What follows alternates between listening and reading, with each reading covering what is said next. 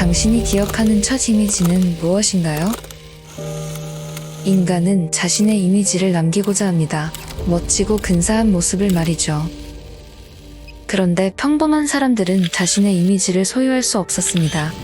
이미지는 그렇게 권력과 부를 가진 소수만의 전유물이었지요. 그 후 1826년 이것이 발명되었는데요. 바로 카메라입니다. 이제 사람들은 언제 어디서나 자신의 이미지를 만들고 볼 수 있게 되었습니다. 자신의 이미지는 물론 사랑하는 사람들의 이미지를 포착하고 싶은 당신을 위해 어빙펜과 헬뮤트 뉴튼, 리처드 에버던과 함께 20세기 인물 패션 사진의 중심에서 있는 알버트 왓슨 사진가를 만났습니다.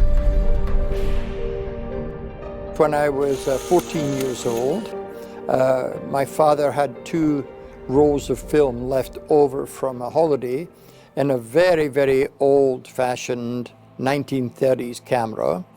And I asked him if I could take some pictures, and I did. And I actually photographed my sisters. And I loved the experience of taking a picture and then waiting 2 days to see what the pictures looked like.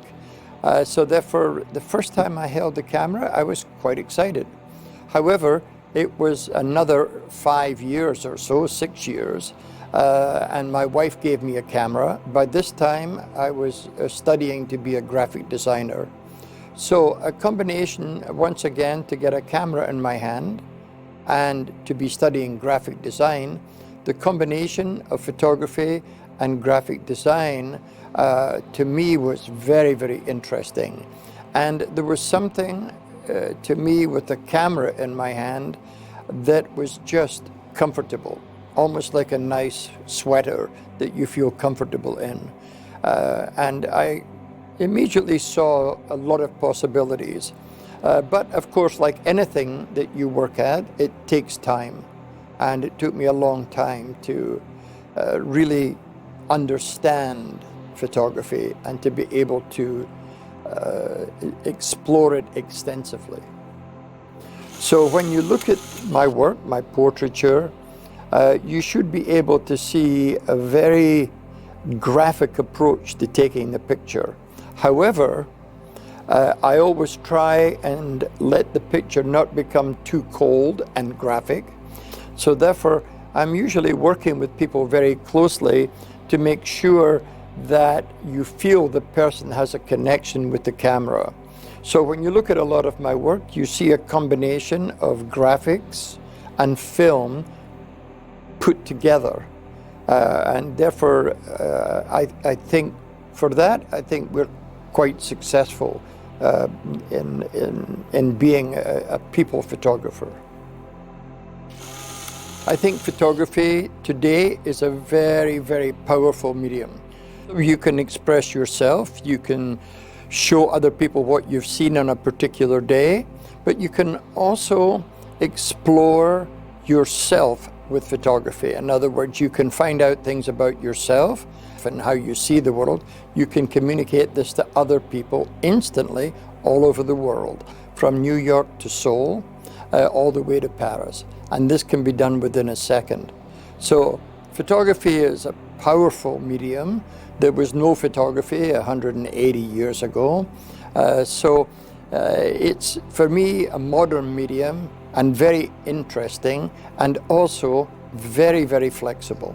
I think that very early on in my career, I did the Alfred Hitchcock picture, which I approached in a very simple way and communicative way.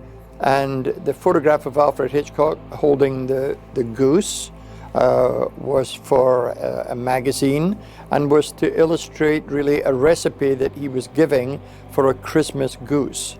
And that's why he's holding the goose, because he gave the recipe on how to cook a goose to the magazine. Now, the reason it was important for me is I had never photographed anybody famous. Alfred Hitchcock was very famous. And of course, I was nervous, but this shooting was very successful for me, the way I did it. And it was also successful personally to me. So therefore, in a way, it was always a favorite of mine. Of course, hopefully, over the years, I did many pictures that were more important than this picture, but this one was was very important to me, and I always look back on it very fondly. I did have some difficult times, but I really always managed to overcome these difficult times. And I think it was because I had such passion for photography that if I was ever depressed and you gave me a camera, I was no longer depressed or concerned or worried. So I think the camera was my solution, was my addiction. I just kept working and taking more and more pictures. Of course, you're looking for the picture to be memorable, powerful, and I'm hoping that you feel something from the individual that gives you the feeling that you're there in front of the individual. I try and put into the photo what I am feeling at the moment that I take the picture, the communication I have with the individual. So I'm always communicating with the individual, even if the picture is very, very simple. I'm always trying to put into something that it's memorable and puts you there at the time that I took the picture.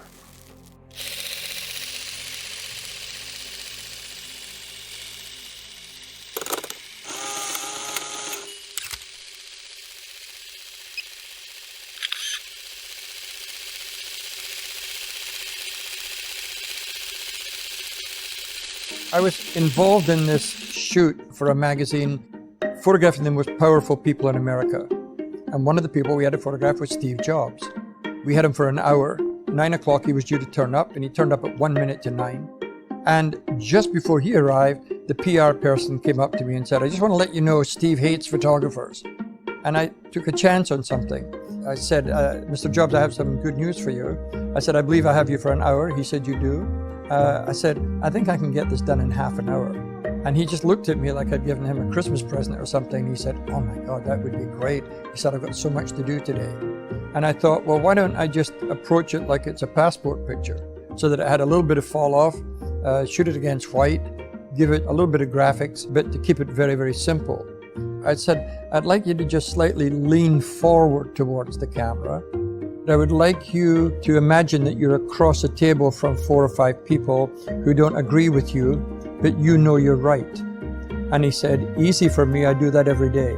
And then he just leaned forward and he kind of looked. And he just put his thumb here and he gave a little smile, but it wasn't a smile. He was like, "Don't question what I'm doing." He was actually out of there in about 20 minutes. So I did a cut from the knee up and then a close-up, that close-up shot. When he was leaving, the Polaroid was there and he said, "Can I have this?" I said, "Sure." And he said, "That's maybe the best picture ever taken of me." So I thought at this point he was just being very polite.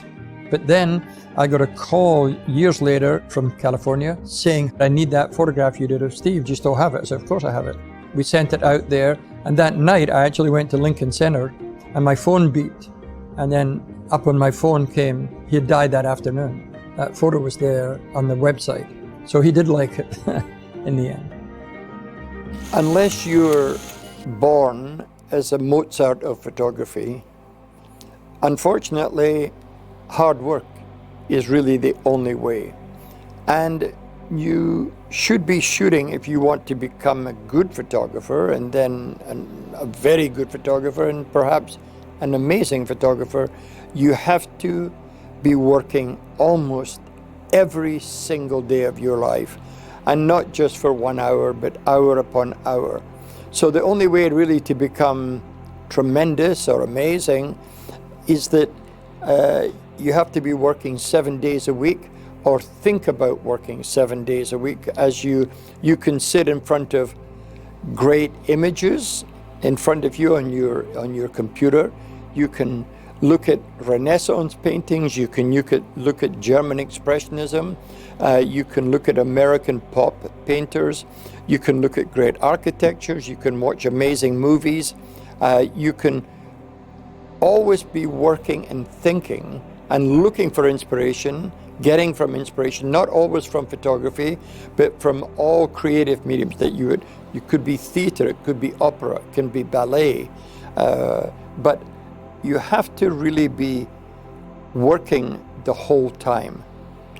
I'm always looking for new things to work at. At the moment, I'm exploring the possibilities of the computer. Of course, I come from analog generations. I come from 40 years, 45 years of working in film. So now, for the past 10 years, I've been working very heavily with the computer to see how I can combine my knowledge of analog with the modern systems of today. So exploring the possibilities of the computer is what I'm working on right now. And one of the images in fact, there are several images at the Art Center that show my work as an analog photographer combined with digital systems. I think if somebody looked at one of my books, I would be very happy if they looked at it and said, you know, this photographer did a lot of work and he was always intent on doing very good quality. So he was always trying to produce powerful, interesting, and memorable images. So he was trying to do them.